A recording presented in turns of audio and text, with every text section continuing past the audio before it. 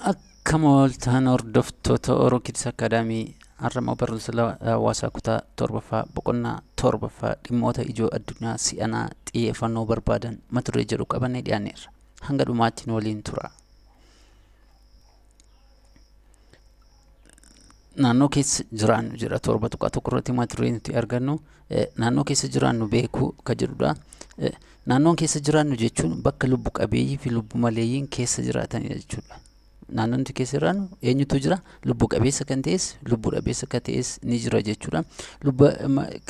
Lubbu qabeessi naannoo lubbu qabeeyyii fi lubbu maleeyyiin naannoo keessa jiraatan keessatti hariiroo cimaa ta'e maal qabu waliin ni qabu jechuudha. Bakka jiran keessatti yookiin immoo eeriyaa irratti argaman irratti jechuudha. Dhalli namaa jireenya isaa fooyyeffachuuf jecha lubbu qabeeyyii biroo fi lubbu maleeyyii naannoo isaatti argaman maal godha? Dhiibbaa ni geessisa jechuudha. Ofii dandamatee jiraachuuf jecha yookiin immoo jiruuf jireenya isaa si'eeffachuuf jecha miidhaa irraa yeroo ga'u ni mul'ata jechuudha. Naannoo bakka lamatti qoodama jechuudha. Dhiibbaa isaan geessan yoo ka ilaallu ta'e jechuudhaan naannoodhaan bakka lamatti qoodnee ilaaluu dandeenya. Isaanis naannoo uumamaa fi naannoo namtolchee jennee kaa'uu dandeenya jechuudha. Warreen naannoo keessa jiraannu kana jechuudha. Naannoo uumamaa kan nuti jennu warreen kamii naannoo namtolchee kan jedhamu isaan kamii kan jedhu bal'inaan kan ilaallu yoo ta'e naannoo uumamaa kan jennu yookiin naannoo uumamaa jennee kan nuti keenyu lubbu qabeeyyii fi lubbu maleeyyii kan of keessatti hammatudha jechuudha. Eenyuuf eenyuun kan of keessatti hammatudha? Lubbu qabeeyyii fi lubbu maleeyyii kanneen of keessatti hammatuu fi uumamaan kan jirudha jechuudha. Uumamaan kan jirudha jechuudha. Inni kam naannoo uumamaa kan jennu kun. Isaan kunis warreen kamidha? Kanneen akka bishaanii, qilleensaa, biyyee, albuudota, biqiloota fa'a warreen jennu warreen uumamaan jiran yookiin uumamaan argamanidha. Kanaaf naannoo uumamaa jalatti ramadamu jechuudha. Warreen kun warreen qilleensa, biyyee, albuuda, biqiloota, bishaan, bineensota warreen jennu kun jechuudha. Gama biraatiin immoo naannoo namtolchee kan nuti jennu ni jiru jechuudha. Naannoo namtolchee kanneen jedhaman immoo isaan kamdha jennee kan ilaallu yoo ta'e wantoota ilma namaatiin jijjiiramanii fooyya'anii argamanidha jechuudha. Ilma namaa maal ta'anii jijjiiramanii fooyya'anii kanneen argaman kana naannoo namtolchee jennee kaa'uuti dandeenya jechuudha. Isaanis kanneen akka maaliiti? Kanneen akka manneenii, daandii, magaalaa, naannoo qonnaa fi naannoo industirii fa'a jennee haala kanaan kaa'uu dandeenya jechuudha. Egaan barattoota naannoo uumamaa kan ta'e uumamaa wanta jirudha. Naannoo namtolchee kan jirnu immoo namaan kan tolfamee jirudha jechuudha. Bishaanni namaan hin tolfamne, qilleensi namaan hin tolfamne, biyyeen, albuudni, biqiloonni uumamaan kan jiran. Kanaafuu naannoo uumamaa jenna. Kanneen namaan tolfaman immoo yookiin jijjiiramni irratti ta'uu danda'u immoo manneen, daandii, magaalota, naannoo qonnaa fi industirii warreen jennu immoo naannoo namtolchee jennee kaa'uuti dandeenya jechuudha gabaabinaan. Egaan barattoota wantoonni naannoo keessanitti argaman hariiroo cimaa ta'e waliin qabu jechuudha. Wantooti amma naannoo namtolchee fi naannoo uumamaa jenne kunillee hariiroo cimaa waliin yeroo qabaatan ni argina jechuudha. Kana jechuun wantoonni naannoo keenya keessa jiraatan walitti hirkatanii kan jiraatan ta'uu nu akeeka jechuudha. Fakkeenyaaf kan fudhannu yoo ta'e hariiroon biqilootaa fi biyyee, bineeldotaa fi biqiloota, namaaf qabeenya uumamaa gidduu jiru ibsuun ni danda'ama jechuudha. Hariiroo wanneen kanneen gidduu jiru salphaatti adda baasuu yookiin arguu hubachuuti kan dandeenyudha jechuudha. Kanaaf naannoo keessa jiraannu baay'ee bal'aa fi walxaxaa kan ta'edha jechuudha. Bakki nuti keessatti argamnu naannoo keessa jiraannu beekuun sirriitti nu gargaara yookiin nurraa eegama jechuudha.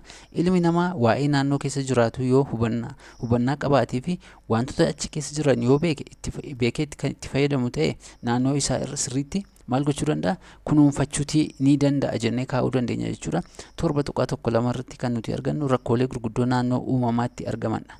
Naannoo uumamaatti rakkooleen gurguddaa argaman maal fa'i kan jennu yoo ta'e addunyaan sababa baay'achuu lakkoofsa uummataa irraa kan ka'e warshaaleen babal'ataa jiru, bosonni dhiphataa jira yookiin immoo haphataa jira jechuudha. Qonna adda addaaf industirii adda addaaf ciramaa waan adeemuu fi kunis akka uumamni saaxilamu godheeti jira jechuudha rakkoowwan kanneenii fi rakkooleen kunniinis akka faalama qilleensaa, dabaluu ho'aa, babal'achuu gammoojjummaa, hongee, hanqina bishaan qulqulluu, xiqqaachuu lubbu qabeeyyii, haphachuu baqqaana oozoonii fi kanneen biroollee akka sababaatti kaasuu dandeenya yookiin akka rakkoo gurguddoo naannoo uumamaatti mudatanii ta'anitti kaasuuti dandeenya jechuudha. Egaa faalama jechuun naannoon uumamaa qulqullina dhabuun fooliin yookiin qabiyyeen yoo jijjiiramudha jechuudha. Faalama jechuun wanta baratamaa ta'e yookiin immoo foolii urgaa qabu yookiin qulqullina qaburraa gara waan badaatti yeroo uumamni jijjiiramudha jechuudha. Inni kunis faalama qilleensaa, faalama bishaanii fi faalama biyyee fa'a jennellee kaa'uu dandeenya jechuudha. Haala kanaan adda baafnee jechuudha. Inni dabraan faalama qilleensaa ka jennu kana akka ilaallu yoo ta'e, faalamni qilleensaa qulqullina dhabuu qilleensa naannoo lafaa jirudha jechuudha. Qulqullina dhabuu maali? Qilleensa naannoo lafaa jirudha yookiin qilleensa naannoo uumama naannoo nuti jiru irratti arginu jechuudha. Qilleensi haala uumamaan jiru irratti wantoonni haaraan adda addaa yoo itti makamu qulqullina isaa dhaba jechuudha. Fakkeenyaaf naannoo bosona bal'aa jiru tokkotti waarshaan tokko osoo dhufee dhaabbate yookiin immoo tajaajilli industirii adda biraan naannoo sana osoo dhaabbate qilleensi naannoo sana jiru kompiliitilii ni jijjiirama jechuudha. Egaan qilleensi kara lamaan faalamuu danda'a. Isaanis kara uumamaa fi kara gochaalee namaatiin jennee ilaaluu dandeenya jechuudha. Kallattiittiin qilleensi faalamuutii danda'u. Isaanis maaliif maali ka jennu yoo ta'e, ka uumamaan inni tokko dhohiinsa voolkaanootiin ta'uu danda'a. Ibidda bosona keessatti uumamuunis ta'uu danda'a jechuudha. Voolkaanoo yeroo dhohu aarrisaa daaraawwan yookiin dhukkeewwan achi keessaa ba'an akka naannaan sun faalamu yookiin qilleensi naannaa sana jijjiiramu dhiibbaa taasisu jechuudha. Yeroo darbe fakkeenya fudhachuu dandeenya. Naannoo Affaaritti dhohiinsa voolkaanoo mudateen hanga biyya Indiyaatti ce'ee magaalaa Indiyaallee qilleensa ishee faalutti ga'eetu ture jechuudha dhohiinsi voolkaanoo kuni. Inni dabraan ibidda bosonaa. Bosonni tokko bakka tokko yogguu gubatu aara guddaatu ka'a. Eeraa sana yookiin naannaa sana irratti gubachuu bosona sanarraa kan ka'e qilleensi ni jijjiirama jechuudha guutummaan guututti. Kunis dhiibbaa isa adda biraadha jechuudha. Uumamaan balaa rakkoo kara uumamaa dhufu keessaa isa ijoodha jechuu dandeenya. Lammaffaa irratti kan argannu gochaalee namaadha yookiin immoo ka jalqabaa ka uumamaa jennee namaan immoo maaltu qaqqabuu danda'a? Namni jireenya isaa gaggeessuuf sochiilee garaagaraa ni taasisa jechuudha. Sochiileen taasisu kana keessattis wantoota qilleensa naannoo faaluu danda'an gara qilleensaatti ni gadhiisa. Isaan keessaa muraasni waarshaalee keessaa aara bahudha jechuudha. Fakkeenyaaf indastiriin yogguu babal'ataa deemu, warshaawwan adda addaa yeroo babal'ataa deeman aarrichi keessaa bahu naannaa keenya ni faala.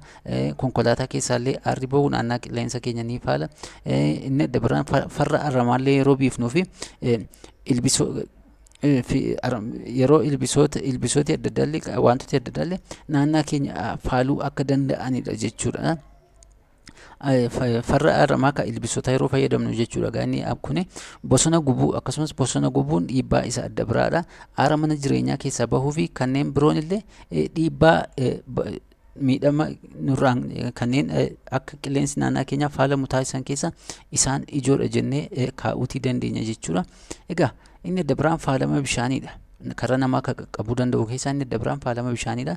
Bishaan naannoo keenya jiru sababa gocha ilma namaa yookiin sababa garaagaraatiin faalamuutii ni danda'a. Dhangala'aa waarshaalee keessaa ba'an gara bishaanitti makamuudhaan, mana jireenyaa keessaa dhangala'aawwan ba'an gara bishaanitti makamuudhaan bishaan faaluu ni danda'u. Xaa'oo fi farri ilbisoota naannoo qonnaatti fayyadamnullee bishaan keenya faaluu ni danda'u.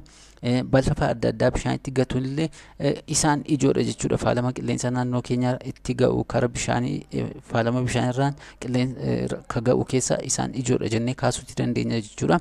Egaan itti fufnee kan ilaallu dabaluu ho'a addunyaadha. Dabaluun ho'a addunyaa kan dhufuu danda'u gaasii kaarboon daayoksaaydii hamma uumamaan jiru ol yoo qilleensa naannootti makamedha jechuudha. Gaasiin kaarboon daayoksaaydii humnaan ol jiru qilleensa naannootti yoo makame maal ta'uu danda'a? Qilleensi naannoo nuti keessa jirru jijjiiramuutii danda'a jechuudha. Kaarboon daayoksaayidiin uumamaan jiru teempireechara lafaa sirreessaa yookiin akka lafti hin qorrine ni godha jechuudha. Maal godha teempireechara lafaa?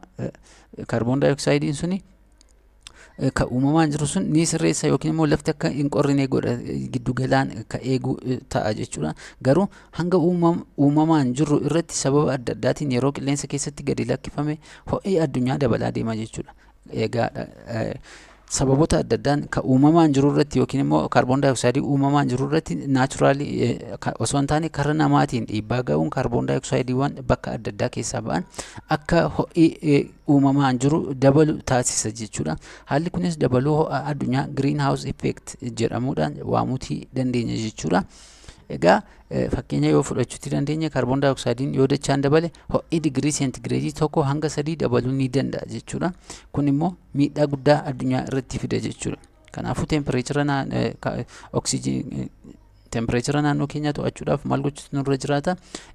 Biqiloota sirnaan dhaabuun kunuunsuun baay'ee barbaachisaadha jechuudha. Fakkeenyaaf jijjiiramni qilleensaa cabbiin naannoo bantiilee baquun sirriin galaanaa akka dabalu ni taasisa jechuudha. Cabbileen galaanarra jiran yookiin naannoo garbaa jiran illee akka baqan taasisa jechuudha. Kaarboon daayoksaayidiin qilleensi yoo ka jijjiiramaa deemu ta'e jechuudha yookiin kaarboon daayoksaayidiin qilleensa bal'ataa akka deemu yoo ta'e jechuudha. Kanaafuu biqiloota dhaabaa deemuun yookiin immoo naannawatti argamnu keessatti wantoota ho'a hin kaasne yookiin immoo ho'a bal'isuu hin dandeenye ka fayyadamnu yoo ta'e qilleensa naannoo keenyaa to'achuu dandeenya jechuudha. Gaasota daballii ho'a addunyaaf sababa ta'an qilleensa naannawaa lafaa keessatti makamanii ho'i addunyaa akka dabalu taasisan gaasota manneen jireenyaa, warshaalee fi bosonaa gubatu keessaa bahan fa'aadha jechuudha. Egaa tajaajila adda addaaf oolfachuudhaaf mana keessatti wantoota nuti fayyadamnu, bakkoota adda addaatti warshaalee keessatti wantoota nuti fayyadamnu ho'a akka uuman taanaan kaarboon daayoksaayidiin naannoo keenyaa bal'ataa deema jechuudha. Yeroo kana hammi ho'aa baay'ee dabalaa deema. Kanaafuu maqaa fi hamma baay'ina gaasonni kunniin qilleensa naannawaa lafaa keessatti qaban chaartii armaan gadiin kan ilaallu yoo ta'e kaarboon daayoksaayidiin bakka bu'een CO2 ka jennudha. Hammi isaa parsantii 55, miiteen ka jennu CH4 ka jennu hammi isaa parsantii 15, naayitiroos oksaayidiin N2O ka jennu parsantii 5dha. Fluorocarbon ka jennu CFC ka jennu hammi isaa parsantii 25dha jechuudha. Warreen kun gosoota dabaliinsa addunyaatiif kanneen sababa ta'anidha jechuudha. Haguma isaan babal'ataa deeman ho'i addunyaa keenya dabalaa deema jechuudha. Egaa asitti kan arginu biiftuudha. Qilleensa yookiin lafa ni arganna, qilleensi ni jira. Yeroo kana dabaluun ho'a addunyaa bifa salphaa ta'een immeej gochuu dandeenya jechuudha yookiin immoo ilaaluutii dandeenya jechuudha.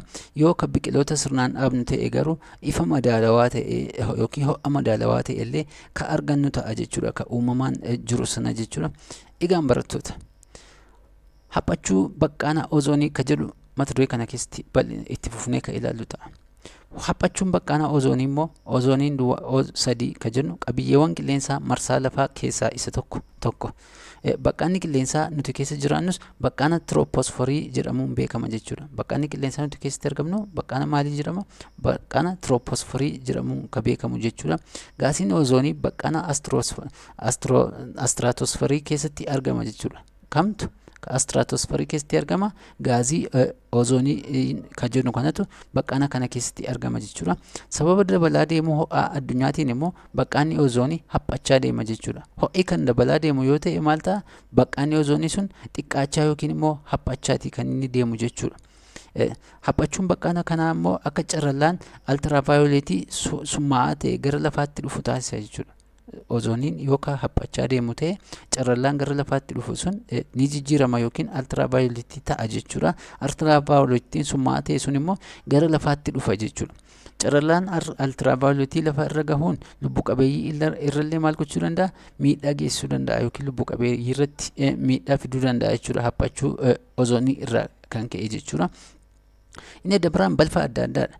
Balfa jechuun wantoota adda addaa hin barbaachifne kanneen akka haraa manaa, haftee nyaataa, waraqaa, kaartoonii, huccuu, lafee bineensotaa fi meeshaalee ijaarsaa adda addaa, meeshaalee qorichaa, sibiila caccabaa adda addaa fi kan kana fakkaatan of keessatti hammata jechuudha. Warreen kun balfa adda addaa kanneen naannoo keenya irratti miidhaa geessisuu danda'an karaa nam-tolchee warreen qaqqabuu danda'an keessaa isa tokkodha jechuudha. Xiqqaachuun lubbu qabeeyyiin xiqqaachuun lubbu qabeeyyiin hir'achuun sanyii yookiin lakkoofsa lubbu qabeeyyii akka addunyaatti yookiin akka uumamaan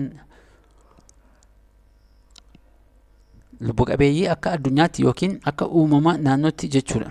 Akka uumama naannootti akka haphatan yookiin immoo akkuma addunyaatti immoo xiqqaataa deemu jechuudha. Sababa jijjiiramuu qilleensarraa kaka'ee jechuudha. Kunis sababa badiinsa biqilootaa fi bineensotaatiin kan dhufudha jechuudha. Kunis sababa biqilaan badaa deemuun yookiin bineensotillee naannoo irra jiran irraa haphachaa deemuun xiqqaachuu lubbu qabeeyyiif isa ijoodha jechuudha. Inni adda biraan wantoonni badiisa lubbu qabeeyyiif sababa ta'anis ni jiru jechuudha. Sababa kanneen ta'an sanyiin lubbu qabeeyyii tokko kan biraan weeraramuun miidhaan irra ga'u bineensi tokko sanyiin bineensi tokko bineensa biraan kas nyaatamu yoo ta'e haphachaa deema. Dhalli namaa humnaa ol qabeenya uumaatti ka fayyadamaa deemu yoo ta'e mukkeen illee haphachaa deemu. Jijjiiramuu qilleensaaf illee sababa ijoo kanneen ta'an keessa warreen kun isaan adda dureedha jennee kaa'uutii dandeenya jechuudha. Egaan barattoota wayitii har'aa kan ilaallee kanneen ture isa itti aanutti naannoo kunuunsuu ka jedhu qabannee dhiyaanne. Hanga ammaatti waan nu waliin turtaniif ulfaadhaa. Peejii keenya share, subscribe gochuudhaan hiriyoota keessaniin ga'uun hin dagatinaa. Galatooma.